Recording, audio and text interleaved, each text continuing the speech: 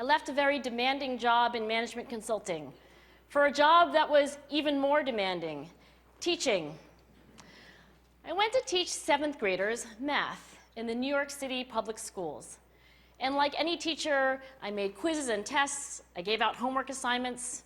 When the work came back, I calculated grades. What struck me was that IQ was not the only difference between my best and my worst students. Some of my strongest performers did not have stratospheric IQ scores. Some of my smartest kids weren't doing so well. And that got me thinking. The kinds of things you need to learn in 7th grade math, sure, they're hard. Ratios, decimals, the area of a parallelogram. But these concepts are not impossible.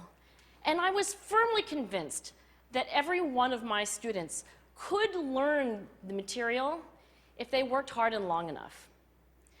After several more years of teaching, I came to the conclusion that what we need in education is a much better understanding of students and learning from a motivational perspective, from a psychological perspective.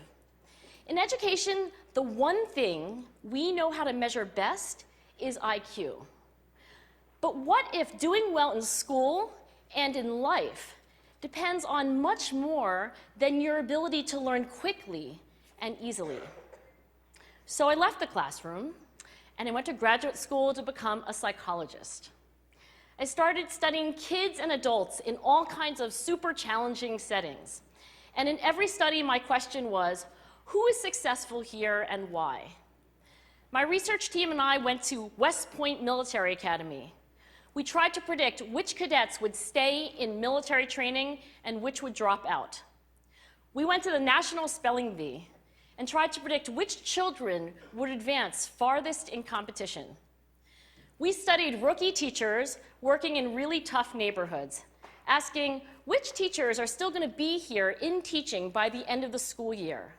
And of those, who will be the most effective at improving learning outcomes for their students? We partnered with private companies asking which of these salespeople is going to keep their jobs and who's going to earn the most money. In all those very different contexts, one characteristic emerged as a significant predictor of success. And it wasn't social intelligence, it wasn't good looks, physical health, and it wasn't IQ. It was grit.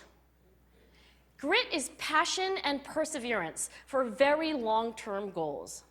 Grit is having stamina.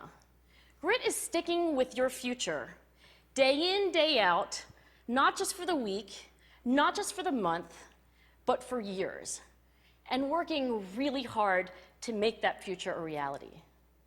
Grit is living life like it's a marathon, not a sprint. A few years ago, I started studying grit in the Chicago public schools. I asked thousands of high school juniors to take grit questionnaires, and then waited around more than a year to see who would graduate. Turns out that grittier kids were significantly more likely to graduate, even when I matched them on every characteristic I could measure, things like family income, standardized achievement test scores, even how safe kids felt when they were at school. So it's not just at West Point or the National Spelling Bee that grit matters, it's also in school, especially for kids at risk for dropping out. To me, the most shocking thing about grit is how little we know, how little science knows about building it. Every day, parents and teachers ask me, how do I build grit in kids? What do I do to teach kids a solid work ethic? How do I keep them motivated for the long run? The honest answer is, I don't know.